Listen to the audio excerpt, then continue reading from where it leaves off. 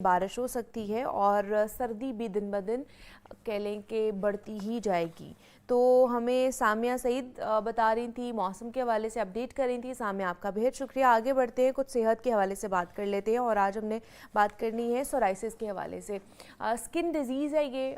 Skin के ऊपर हमें रैशेज़ नज़र आते हैं, बहुत सारी खारिश होती है बहुत से लोगों को, और बच्चों में ये चीज़ आम पाई जाती है, बड़ों में ये चीज़ आम पाई जाती है, और ये कहा जाता है कि ये मुहलिक बीमारी है और ये कंटेजियस भी है, एक से दूसरे में भी लगने वाली बीमारी है। स्किन डिजीज़ से कह सकते हैं आप। तो डॉक्टर के पास आप जाते हैं तो बहुत सारे पैसे इसके ऊपर लगते हैं, आपको मेडिकेशंस लेनी पड़ती है, फिर ट्रीटमेंट्स मुख्तलिफ कराने पड़ते हैं। कुछ ऐसी कम्युनिटी भी है हमारे माशरे में जो डॉक्टर्स के पास नहीं जाना चाहती, जो कहती है कि हम घर में देसी नुस्खों के साथ इन तमाम तर बीमारियों का इलाज कर ले। तो आज हम सोराइसिस का इलाज जानेंगे, लेकिन हिकमत में उसका इलाज क्या है उसके ऊपर बात करेंगे।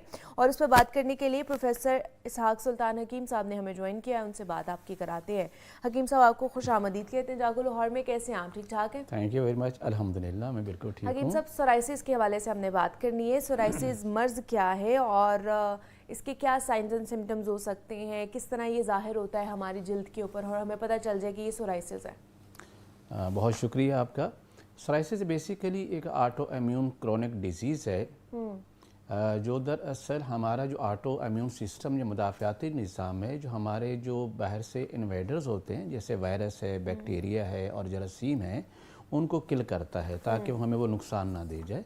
लेकिन किसी वजह से अगर ये हमारा ऑटो इम्यून सिस्टम जो है वो हमारे अपने ही जल्द के ख़िलाफ़ काम करना शुरू कर देता है और जल्द के सेल्स को डेड करना शुरू कर देता है, तो उस वजह से ये बीमारी जन्म लेती है। और ये ऑटो इम्यून जो है वो हमारे ख़िलाफ़ क्यों काम करता है, इसकी बुनियादी तौर पर वैसे बहुत सारी वजूहत हैं, लेकिन जो सबसे कॉमन वजूहत है, सबसे पहली वजह तो ये है कि जेनेटिकली कुछ चेंजेस आ जाती हैं हमारे जीन्स के अंदर। कोई ऐसी चेंज आ जाती है जिसकी वजह से हमारा जो टी हेल्पर 17 सेल्स होते हैं वो ओवर एक्टिव हो जाते हैं और हमारी स्किन के ऊपर अटैक कर देते हैं। पहले जो हमारी स्किन का जो सेल्स हैं जिनकी नॉर्मल लाइफ 20 to 30 डेज़ होती है, अब वो 5 to 6 डेज़ के अंदर मरना शुरू हो जाते हैं इस ओवर एक्टिव होने की वजह से, जो हमारा ऑटो इम्यून सिस्टम है उसकी वजह से। अब उसकी सेकंड वजह ये होती है कि अगर कोई इंसान बीमार रह रहा है और लंबे अरसे तक बीमार है और बहुत लंबे अरसे तक जो है वो एंटीबायोटिक्स यूज़ कर रहा है, तो उसकी वजह से हमारे गट्स के अंदर जो मौजूद जो हमारा फ्रेंडली और हेल्दी बैक्टीरिया है वो उनकी तादाद कम, यानी वो भी मरना शुरू हो जाते हैं। और उसके नतीजे के तौर पर भी फिर हमारे टी हेल्पर जो 17 सेल्स हैं वो ओवर एक्टिव हो जाएंगे और हमारी स्किन के ऊपर अटैक आ जाएंगे। फैक्टर्स हैं कि इनका। और थर्ड जो सबसे बड़ी वजह जो है जो मैं ये बताना चाहता हूँ कि ये तिब के मुताबिक ये सर्दी और खुश्की का मर्ज़ होता है, फिर सौदा की ज़्यादती होती है। और यही वजह सर्दी और खुश्की किन ममालिक में ज़्यादा है, यूरोप के अंदर बहुत ज़्यादा है, तो ये बीमारी यूरोप के अंदर ज़्यादा पाई जाएगी और पाकिस्तान के वो इलाके जहाँ जो ज़्यादा सर्द और खुश्क है वहाँ पर भी ये पाई जाएगी, लेकिन बाकी इलाकों में भी कमो बेश पाई जाती है। इसके लिए किसी जेंडर का तशख़ीस नहीं हो सकती, ये मर्द को होगी तो औरत को नहीं होगी, ये बच्चे को होगी या बड़ों को नहीं होगी। ये हाँ, ये ज़रूर है कि ये मेल के अंदर ये ज़्यादा होती है एज़ कम्पेरेटिव टू फीमेल। और एज अगर हम देखते हैं तो आफ्टर 35 जब इंसान का इम्यून सिस्टम थोड़ा सा वीक हो रहा होता है, प्लस उसके ऊपर ज़हनी टेंशन बहुत ज़्यादा होती है, उसने अपने बिज़नेस को भी संभालना होता है, उसके बच्चों की भी फिक्र होती है, तो ये उसके ज़हनी टेंशन जब बनती है तो उसकी वजह से भी ये बहुत ज़्यादा एग्रीवेट हो जाता है। अब इसकी साइन एंड सिम्टम्स के बारे में आपने कहा कि इसके क्या होते हैं, ये अलामात क्या होते हैं। जब ये बॉडी पे अटैक करता है तो सबसे पहले आपकी जिल्द सुर्ख होना शुरू हो जाती है, वो रेड होना शुरू हो जाती है और उसके जो सेल्स चूँकि वो डेड हो रहे होते हैं, बड़ा रैपिडली डेड हो रहे होते हैं। एक तो ये उनकी ओवर ग्रोथ होना शुरू हो जाती है और सेकेंडली वो रैपिडली डेड भी होते हैं, तो इनकी जल्द की जो डेड सेल्स हैं वो एक दूसरे के ऊपर एकमुलेट होते हैं, वो तह बनाते हैं और छिलकों की सूरत के अंदर जो है वो स्कार्स की शक्ल में वहाँ से उतरना शुरू हो जाते हैं। हमारी स्किन ब्लैक हो जाती है, हमारी स्किन की इर्द गिर्द कोई फिंसियाँ निकल आती हैं जिनमें खारिश होती है और उसके अंदर जो है वो लेसदार मादा भी खारिज होना शुरू हो जाता है। ठीक है, और ये क्या स्पेसिफिक एरियाज में होती है या ये बॉडी पे किसी भी पार्ट पे हो सकता है? ये बॉडी के किसी भी पार्ट में होता है, लेकिन जो इसके 4 या 5 ऐसे जो हिस्से हैं जिन पे ये बहुत ज़्यादा अटैक करती है, जिनमें सबसे पहले तो आपके ये कोहनी पे अटैक करेगी, फिर आपके घुटनों पे अटैक करेगी, आपके बैक पे, कमर के ऊपर बहुत ज़्यादा अटैक करेगी, आपके स्कल्प के ऊपर अटैक कर जाएगी, सर के ऊपर अटैक करेगी, और आपके नेल्स के ऊपर अटैक करती है, और सम टाइम ये आपके जॉइंट्स के ऊपर इतना अटैक करती है कि आपके लिए चलना फिरना भी मुश्किल हो जाता है, वरना ये पूरी बॉडी पे कहीं भी कर सकती है। लेकिन एक मिथ जो पाई जाती है, जिनको ये होता है उन्हें जैसे दूर रहें जी, ये तो कहीं हमें ना लग जाए, तो ये कंटेजियस नहीं है, ये ऑटो इम्यून डिजीज है, आपके अपने इम्यून सिस्टम की खराबी से होता है, ये किसी वायरस बैक्टीरिया या जरासीम से फैलने वाला मर्ज नहीं है, ये ऑटो इम्यून है, ये कंटेजियस नहीं है, ये एक से दूसरे में नहीं लगता है। आप अपने बच्चों के साथ रह सकते हैं, उनसे खा पी सकते हैं, अब मैरिड हैं तो आपने एक बेड यूज कर सकते हैं, ये एक से दूसरे को कतअन नहीं लगती, ये सिर्फ आपके अपने मुदाफ़ाती निज़ाम के अंदर जब खराबी वाक़ हो जाएगी तब ये लगेगी। ठीक है, चलिए इसके इलाज की तरफ जाने से पहले कॉलर हैं हमारे पास, फैसल हैं, उनसे बात कर लेते हैं। ओकाड़ा से उन्होंने कॉल किया। अस्सलाम वालेकुम फैसल, आपको आवाज़ आ रही है? मेरे ख्याल से लाइन ड्रॉप हो गई है। हकीम साहब, फिर इसका इलाज क्या है सोराइसिस का हिकमत में? एक तो ये मैं बड़ी क्लियर बता दूं कि एलोपैथी के अंदर इसका इलाज क्या किया जाता है। अक्सर तो हम ओवर द काउंटर जाके क्रीम ले आते हैं, उसमें एंटी फंगल मेडिसिन भी होती हैं, एंटी बैक्टीरियल मेडिसिन भी होती है, और स्टीरॉइड भी उसमें शामिल होते हैं, जिन्हें तशखीस नहीं की जाती, और ये दवाएं सिर्फ और सिर्फ मर्ज को दबा सकती हैं, ये ठीक नहीं कर सकती। इसलिए कहा जाता है चंबल का इलाज कोई नहीं है, ये बार बार आपके ऊपर अटैक करता है। लेकिन तिब का चूंकि अपना पैरामीटर्स हैं, अपनी तशखीस है, तिब अपने तरीके से इसको डायग्नोज करती है। वो कहता है ये सर्दी और खुश्की का मर्ज है, सौदा की ज्यादती है, आपका इम्यून सिस्टम वीक होता जा रहा है, आपका वो रेगुलेटरी सिस्टम वीक हो गया है, जिसने बेसिकली आपके टी हेल्पर सेल्स को काउंट करना था, उसको बैलेंस करना था, वो नहीं कर पा रहा।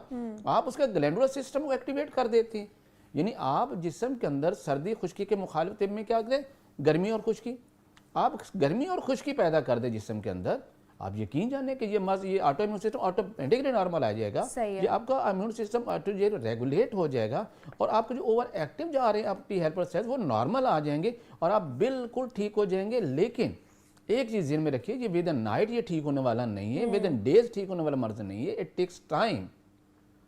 ये 3 माह भी ले सकता है, ये 6 माह भी ले सकता है, बट ये 100% क्योरेबल है तिब के पॉइंट ऑफ व्यू से। बाकी अब दूसरे पैथी में जाए तो कहा जाता है इलाज, ये इलाज है। ठीक है, इसका इलाज बता दें हिकमत में कि क्या है, क्या करना चाहिए? हिकमत में हम ये इलाज किया करते हैं कि आप इसमें, जैसे मैंने बताया गर्म और खुश्क मिजाज की अद्वियात देनी है, तो मैं आपके लिए 2 ऐसे फार्मूलेशन देता हूँ जिनको अगर आप इस्तेमाल करेंगे, प्लस आप अपनी डाइट को भी चेंज करेंगे, उसके मर्ज के जो हम मिजाज है मर्ज का, जिस मिजाज की हम दवा दे रहे हैं उसी मिजाज की डाइट भी यूज करें, तो यकीनी तौर पे आप ठीक हो जाएंगे।